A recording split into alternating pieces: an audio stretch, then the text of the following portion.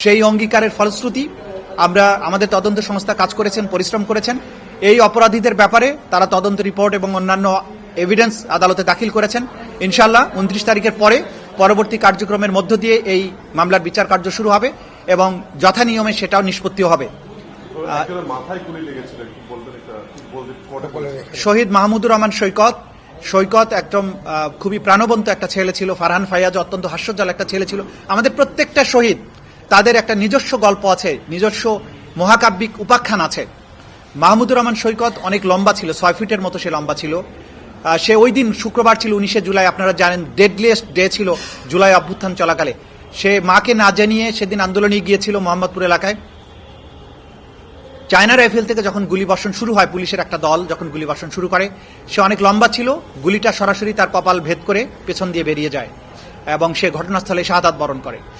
এই ফারহান ফাইয়াজের ঘটনা এবং মাহমুদুর রহমান সৈকতের ঘটনা, শাহাদাতের ঘটনাটা ওই সময় ব্যাপক আলোচিত ছিল এবং ব্যাপক আবেগ সৃষ্টি করেছিল ছাত্র জনতার এই আন্দোলনকে। সেই সময় এই দুটা তরুণের শাহাদাতের ঘটনা তাদেরকে মারাত্মকভাবে উদ্বেলিত করেছিল।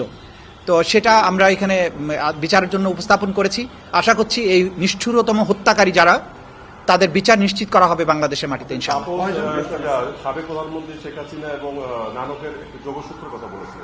জি, ফজলে নূর তাপস প্রাইম মিনিস্টারকে টেলিফোনে যে কথা বলে পরামর্শ দিচ্ছিলেন মোহাম্মদপুর থেকে একটা বাহিনী যাবে, তাদেরকে যেন যেতে বলা হয়, যাতে যেতে সুযোগ দেওয়া হয়, আন্দোলনকারীদেরকে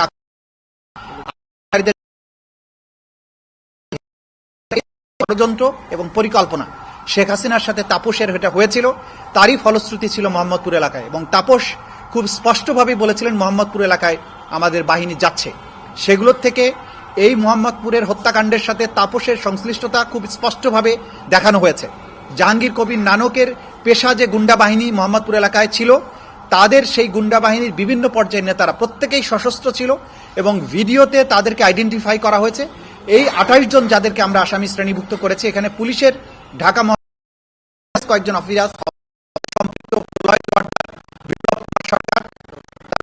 রওশনুল হক সৈকত, হাবিবুর রহমান, এদের ইনভলভমেন্টটা দিবালোকের মতো স্পষ্ট।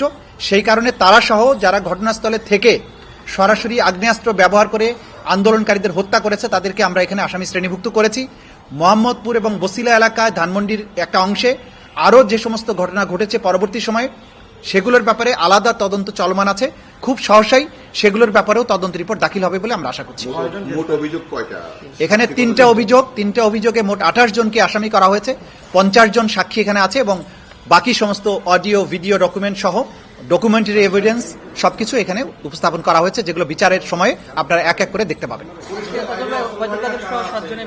পুলিশের বাইরে ওই এলাকার আওয়ামী লীগের এবং যুবলীগ, ছাত্রলীগের অস্ত্রধারী ক্যাডার, এই 28 জনের মধ্যে যাদেরকে আমরা নাম বলেছি, পুলিশের বাইরে বাকি যাদের নাম বলেছি তারা এখানে ছিলেন, তাদেরকে এখানে আসামি শ্রেণীভুক্ত করা হয়েছে। আমরা চাংখারপুল এবং আবু সাইদ হত্যায় যেটা দেখলাম, সরাসরি লেথাল উইপন যেই পুলিশ সদস্য ব্যবহার করেছে তারা আসামি, তাদের বিরুদ্ধে বিচার করছে। এই ক্ষেত্রে এরকম সরাসরি সুর যারা করেছে, সেরকম পুলিশের গুলির অভিযোগ সবার, সৈকতের বোন, নাপিতের বাবা, সেই ব্যক্তিরা কারা? সেখানে এই গুলিবর্ষণকারীদের মধ্যে আওয়ামী লীগ, যুবলীগের ক্যাডাররা বেশিরভাগ রয়েছে এবং পুলিশের মধ্যে দিয়ে যারা আইডেন্টিফাইড হয়েছে তাদের নামও এখানে এসছে। আপনাদেরকে আশ্বস্ত করতে চাই যে এই মোহাম্মদপুর এলাকার ঘটনাগুলোর কিন্তু অধিকাংশ প্রমাণাদি ভিডিওতে ধারণ করা আছে। সুতরাং এটা প্রমাণ করাটা সহজ হবে কার কি ইনভলভমেন্ট ছিল, যারা যারা ইনভলভ ছিলেন, যারা গুলি করেছিল, যাদেরকে আগ্নেয়াস্ত্র হাতে গুলি করতে দেখা গেছে, তাদেরকে আইডেন্টিফাই করা হয়েছে, তাদেরকে বিচারের মুখোমুখি করা হয়েছে। আচ্ছা, এটা হবে ট্রাইব্যুনাল 2 আছে, চার্জ হিয়ারিং হওয়ার পরে প্রয়োজন হলে আপনাদেরকে জানানো হবে।